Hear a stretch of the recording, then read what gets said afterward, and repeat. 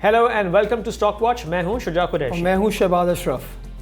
अच्छा, आज हम 3 कंपनीज के रिजल्ट्स का रिव्यू करेंगे और एक कंपनी के रिजल्ट का प्रीव्यू करेंगे। और जिन कंपनीज के रिजल्ट्स का हम रिव्यू कर रहे हैं उसमें साजगार, बैंक ऑफ पंजाब और हबको शामिल हैं। और नेशनल फूड्स की बोर्ड मीटिंग अनाउंस हो गई है, उसका रिजल्ट अगले हफ्ते अनाउंस होगा, उसका हम प्रीव्यू करेंगे। तो हम साजगार से शुरू करते हैं और साजगार के रिजल्ट्स मंडे मॉर्निंग अनाउंस हुए। इसकी फुल ईयर की अर्निंग्स पर शेयर 270 रुपीज़ एंड 27 पैसा आई, which is up 106% year on year. और साथ में फोर्थ क्वार्टर के रिजल्ट के साथ 20 रुपीज़ का कैश डिविडेंड अनाउंस किया, तो फुल ईयर का कैश डिविडेंड 52 रुपीज़ बनता है। इसके अगर हम फोर्थ क्वार्टर की हाइलाइट्स का जायज़ा लें तो नेट सेल्स फोर्थ क्वार्टर में were down 26% quarter on quarter, 27.26 billion rupees रही। फाइनेंशियल चार्जेस में हमको कमी नजर आई 44% की, to 29 million rupees in the fourth quarter. और ग्रॉस मार्जिन्स में भी हमको कमी नजर आई 7 परसेंटेज पॉइंट्स की, और ये 25% रहे। So Shahbaz, I think gross margins भी एक बड़ा रीज़न है और सेल्स भी एक बड़ा रीज़न है कि जो फोर्थ क्वार्टर में एक्सपेक्टेशन थी कि रिजल्ट बेहतर आएगा, वो हमको थोड़ा सा कम नज़र आया। अगर आप स्पेशली देखें फोर्थ क्वार्टर में जो ग्रॉस मार्जिन थे वो तकरीबन 25% थे कंपेयर टू थर्ड क्वार्टर 32%। मेरा अपना पर्सनल व्यू है, हमें अकाउंट्स का वेट करना पड़ेगा। जो इसमें मार्जिन सब्सटेंशियली ड्रॉप हुए उसमें वन ऑफ हो सकता है। और I think in around somewhere in May there was some supply chain issue, उसकी वजह से वन ऑफ की कॉस्ट इसमें बुक होगी। मगर आई थिंक कुछ और अगर हम रीजन देखेंगे why margin have dropped, could be a reason of sales mix. There could be higher chunk of Julian, जिसकी वजह से आई थिंक वो लो मार्जिन प्रोडक्ट है, सो उसकी वजह से मार्जिन आपके ड्रॉप। आई थिंक एक और रीज़न ये हो सकता है, कंपनी ने I think around may end of May नई फेसलिफ्ट लॉन्च करी थी हवल्स H6 की, राइट। तो उसमें उन्होंने प्राइस नहीं बढ़ाई, तो हो सकता है अगर फेसलिफ्ट थी तो कॉस्ट हो सकता है थोड़े ज़्यादा हो, मगर प्राइस इंक्रीज़ नहीं करी थी, जिसकी वजह से दे वो एक्सपेक्टिंग हायर वॉल्यूम्स। तो आई थिंक ये कुछ रीजन की वजह से आपकी प्रॉफिटेबिलिटी क्वार्टर एंड क्वार्टर हमने कम देखी। आई थिंक एक और फैक्टर भी था बिकॉज ऑफ लो प्रॉफिटेबिलिटी। अगर हम देखें लास्ट क्वार्टर तकरीबन अर्निंग 100 रुपये की थी, इस क्वार्टर तकरीबन 55 या 60 रुपये के बीच में लगभग आई है। उसमें आई थिंक मेन रीज़न था कि लास्ट क्वार्टर कंपनी ने जैन में दिसंबर और जैन की दोनों 7 सेल्स बुक करी थी, वेयर एज इस क्वार्टर कंपनी सिर्फ 3 महीने की सेल्स बुक करी। तो अगर आप इस तरह इजी ले लें कि लास्ट थर्ड क्वार्टर में कंपनी ने 4 महीने की सेल्स बुक करी और इस क्वार्टर कंपनी ने 3 महीने की सेल्स बुक करी। मगर I think overall result was less expectations. मगर अगर आप डिविडेंड देखें तो कंपनी ने ओवरऑल पे आउट बढ़ाया है compare to around 15% last year compare to 20% this year. हम देख सकते हैं because of higher operating cash flows and higher profitability company का जो पे आउट रेशियो ये मेंटेन रह सकता है इन FY26। हाँ, which would be actually very good because we know, और हमने ये डिस्कस भी किया था एक पिछली वीडियो में, कि ये अगले साल के पहले क्वार्टर में अराउंड मार्च 2026 EVs भी लॉन्च करने जा रहे हैं। तो वन वुड थिंक कि उसकी लॉन्चिंग में जो खर्चा होगा वो डिविडेंड कम करेंगे, लेकिन यहाँ हमने देखा कि डिविडेंड अच्छा दिया है। अच्छा, सबसे इंपॉर्टेंट इन्वेस्टर्स के लिए FY26 में we can expect huge profitability growth. इसका मेन रीजन ये होगा कि higher volumetric growth and maintenance of margins. But in FY26 हम अज्यूम करें अगर कंपनी FY26 में 380 रुपये की अर्निंग कमाती है तो इन FY27 कंपनी की अर्निंग वही 270-280 रुपये हो जाएगी। उसका मेजर रीज़न ये होगा not decline in volumes but decline in margins.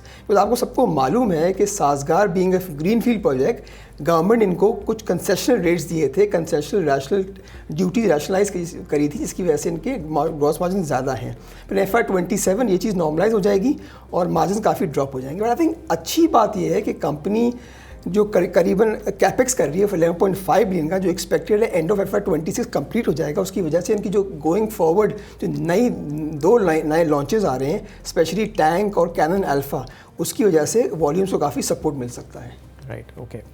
अच्छा, नेक्स्ट हम रिव्यू करते हैं बैंक ऑफ पंजाब के रिजल्ट्स का, और ये सेकेंड क्वार्टर फर्स्ट हाफ के रिजल्ट्स हैं। सेकेंड क्वार्टर में अनकंसोलिडेटेड बेसिस पे अर्निंग्स पर शेयर 1 रुपये 53 पैसा रही, विच is up 178% quarter on quarter. और एक बड़ा सरप्राइज इन्वेस्टर्स को मिला जब बैंक ऑफ पंजाब ने इंटरिम कैश डिविडेंड भी अनाउंस कर दिया 1 रुपये का। उसके बाद में देखा कि स्टॉक प्राइस रैली भी किया, और इस तरह से जो फर्स्ट हाफ की अर्निंग्स पर शेयर बनती है अब वो 2 रुपीज़ एंड 8 पैसा बन गई है। इसके सेकंड क्वार्टर की हाइलाइट्स का जायजा लिया जाए तो net interest income was up 38% quarter on quarter 20.76 billion rupees की। कैपिटल गेन्स इन्होंने बुक किए हैं 1.6 बिलियन के, विच is up 3.3 times quarter on quarter. और यहाँ भी हमने देखा है कि प्रोविजनिंग का रिवर्सल है ऑफ 725 मिलियन रुपीस का। तो कैसे रिजल्ट्स हैं बैंक ऑफ पंजाब के? अगर आप बैंक ऑफ पंजाब की रिजल्ट की बात करें तो result was outstanding, was much above expectation, specially जो उनकी नेट इंटरेस्ट इनकम है तकरीबन 40% की ग्रोथ देखी है। अब उसका अगर आप रीज़न देखें, उसका आई थिंक रीज़न ये है कि अगर गवर्नमेंट ने इन फ्रॉम Jan 1 2025 MDR की रिलैक्सेशन दी थी टू कन्वेंशनल बैंक्स, जिसकी वजह से जो मिनिमम MDR थी वो कॉर्पोरेट्स पे एप्लीकेबल नहीं थी, तो इसकी वजह से उनके कॉस्ट ऑफ डिपॉजिट मजीद नीचे चले गए।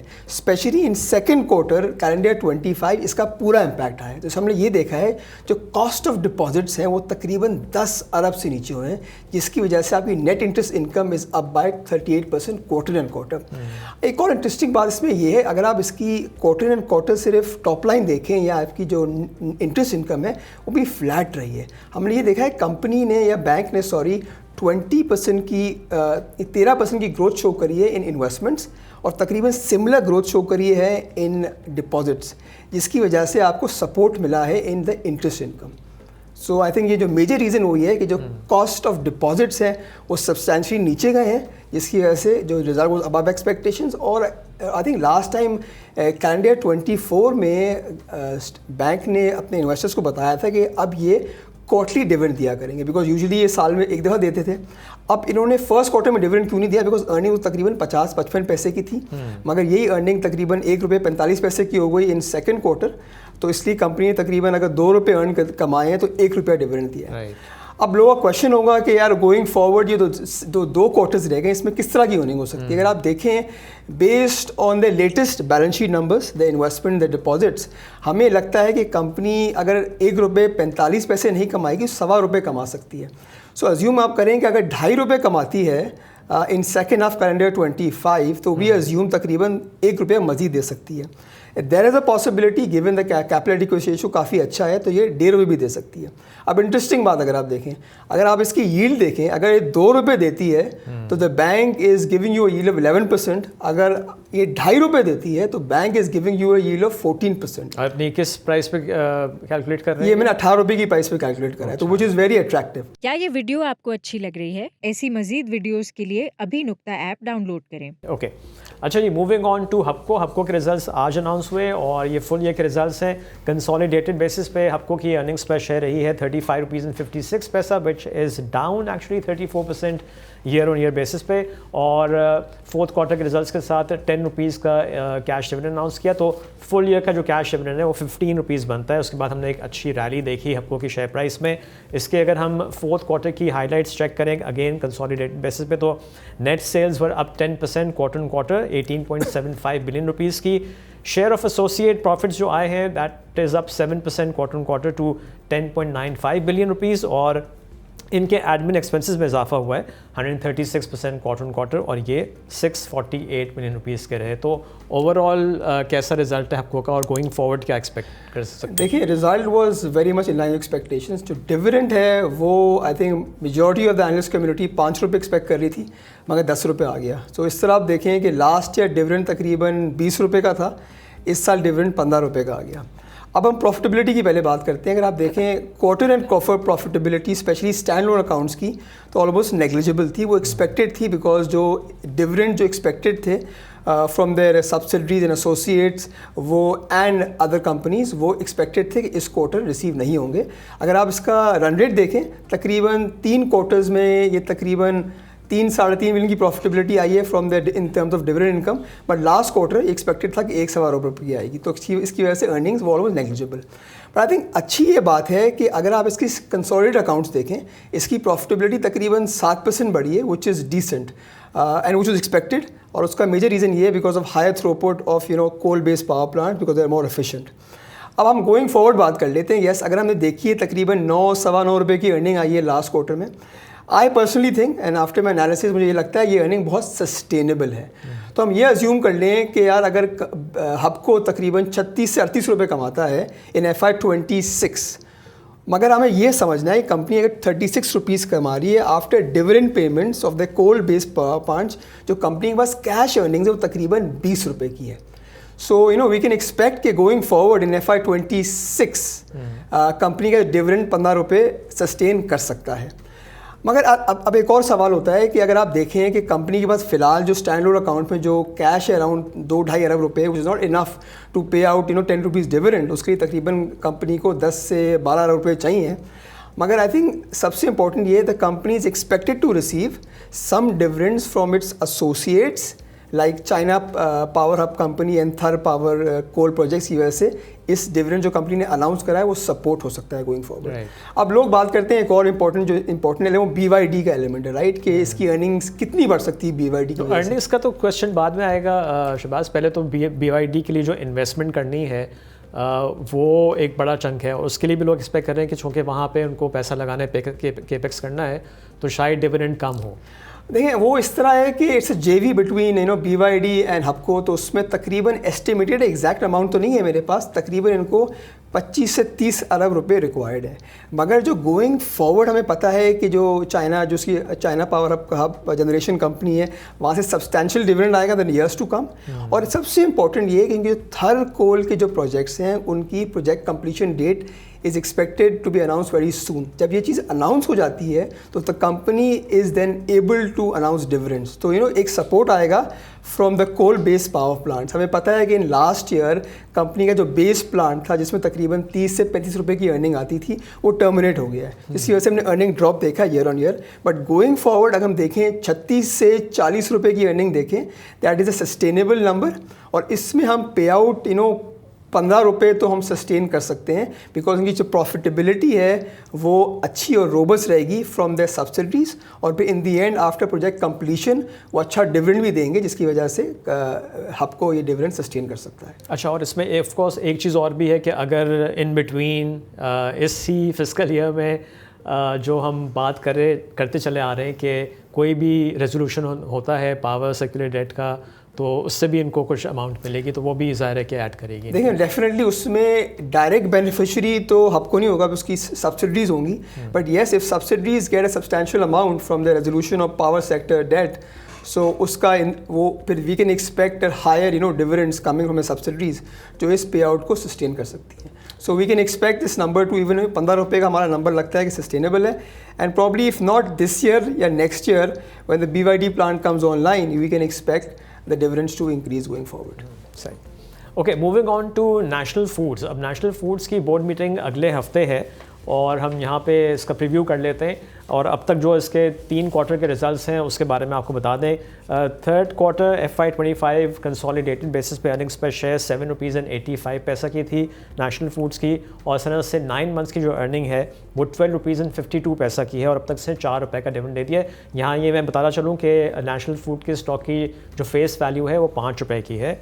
अच्छा, अब गोइंग फॉरवर्ड अगले हफ्ते जो रिज़ल्ट है फोर्थ क्वार्टर में क्या एक्सपेक्टेशन है, कितनी अर्निंग्स आ सकती हैं? देखिए जो लास्ट क्वार्टर का रिजल्ट था based on stand loan basis और कंसोलिडेटेड बेसिस वो स्पेक्टेकुलर था। थर्ड क्वार्टर का रिजल्ट था उसका, आई थिंक मेजर रीज़न अगर आप देखें was led by the parent company which is the local national foods company. उसमें हमने देखा 44% की ग्रोथ थी इन सेल्स, हमने मार्जिन्स देखे तकरीबन 44% के थे, तो ये सेल्स और ये मार्जिन्स अनप्रेसिडेंटेड हमने पहले नहीं देखा नेशनल फूड की हिस्ट्री में। अगर हम इस तरह देखें, अब जो स्टैंड लोन की अर्निंग तकरीबन 9 रुपये 32 पैसे की थी और जो कंसोलिडेटेड अर्निंग्स थी थोड़ी सी कम थी। अब पहले हम इन्वेस्टर्स को ये बताते हैं कि अर्निंग कम क्यों आई, बिकॉज हमें ये पता है कि नेशनल फूड की कुछ सब्सिडरीज़ हैं जो बेस्ड इन दुबई हैं और उसकी कुछ सब्सिडरीज़ हैं जो based in UK and Canada. So जो नेशनल फूड की जो सब्सिडरी है National Food DMCC Dubai multi commodity centre के नाम से, वो इज़ इनकरिंग लॉसेस, और वो कंपनी तकरीबन 5 क्वार्टर से लॉसेस इनकर कर रही है उसका, और वो स्ट्रेटिजिकली कम मैनेजमेंट ने ये बताया हुआ है कि they are investing in that company and they are trying to explore other options in terms of marketing and trying to find other avenues. तो हमें पता है कि इन द नेक्स्ट 2-3 क्वार्टर बाद ये नंबर ऑल्दो ब्रेक इवन हो जाएगा। एक और इम्पॉर्टेंट बात नेशनल फूड्स में ये है कि स्पेशली इसका जो थर्ड क्वार्टर होता है it's the most amazing.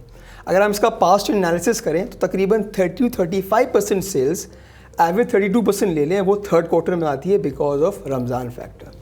So if we assume a little bit sales decline in the fourth quarter which should be expected, although एक रमज़ान मार्च क्वार्टर में आया था, ईद उल अज़हा फोर्थ क्वार्टर में आई थी, तो उसका इम्पैक्ट भी थोड़ा आ सकता है। तो हो सकता है हम सेल्स में डिक्लाइन देखें, मगर मेरी अजम्पशन है कि तकरीबन 10 से 11% का डिक्लाइन हो सकता है। और आई एम एक्सपेक्टिंग जो इसका लॉस कंपनी ने इनकर करा था सब्सिडी का ₹2 प्लस का, वो थोड़ा सा नॉर्मलाइज होगा।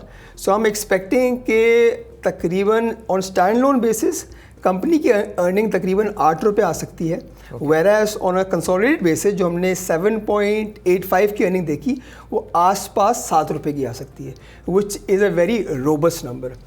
तो अगर आप अज्यूम करें कि अगर आपने बोला ₹12.5 की अर्निंग आ चुकी है और ₹7 की अर्निंग और हो जाएगी तो ₹19 की अर्निंग पूरे साल की हो जाएगी। और हमने ये भी देखा है कंपनी ने अभी तक लास्ट 2 क्वार्टर्स में ₹2 का डिविडेंड दिया है, ₹4 का। अब इंटरेस्टिंग बात इसमें क्या है, अगर आप देखें यूजुअली कंपनी क्या करती है, जो अपनी पेरेंट कंपनी जो लोकल जो आपकी नेशनल फूड्स पाकिस्तान है उसका ऑलमोस्ट 70 to 80% कंपनी डिस्ट्रीब्यूट भी करती है। हमने ये भी हिस्टोरिकली देखा है कि अगर कोई कैपेक्स रिक्वायरमेंट नहीं है तो फुल भी डिस्ट्रीब्यूट कर सकती है। So we can expect a substantial dividend in last quarter. तकरीबन ₹10 का डिविडेंड मैं एक्सपेक्ट कर रहा हूँ in the last quarter compare to ₹4 given in the last 9 months, which is substantial और अच्छा लग रहा है। और अगर आप अर्निंग्स की मेरी से बात करें तो मुझे जो लास्ट क्वार्टर जो अर्निंग अगर मैं इस तरह समअप करूं कि ₹7 85 पैसे की थी वो तकरीबन ₹7 की आ जाएगी, which is in line with market expectations. मगर मार्केट में ये भी रूमर है, अब मैं इसको कहीं से कंफर्म तो नहीं कर सकता कि quarter and quarter national food तकरीबन ग्रोथ दिखा रहा है और मार्केट में एक्सपेक्टेशन है कि तकरीबन 10 से ₹11 की अर्निंग आ रही है स्टैंड अलोन बेसिस पे, इन कंसोलिडेटेड बेसिस पे ये आ रही है। तो हमें ये लग रहा है कि देयर इज़ अ पॉसिबिलिटी कि जो लास्ट क्वार्टर कंपनी ने लॉस बुक करा था ऑन देयर दुबई बिजनेस, जो ₹2.5 का लॉस था वो शायद ब्रेक इवन हो गया हो, तो उसकी वजह से अर्निंग्स जो ₹7.85 के लिए हम ₹2 ₹2.5 ऐड कर लें तो ₹10 बन जाती है। So we should expect a robust quarter in the especially 4th quarter में। और हमें देखना पड़ेगा कि कंपनी कितना डिविडेंड अनाउंस करती है, बिकॉज कंपनी का जो कैपेक्स था ऑलमोस्ट कंपनी कर चुकी है। Okay Shahbaz, thank you very much. और ये था हमारा special result review stock watch. अब आपसे मुलाकात होगी अपने रेगुलर शो में ऑन सैटरडे। टेक केयर, खुदा हाफिज़।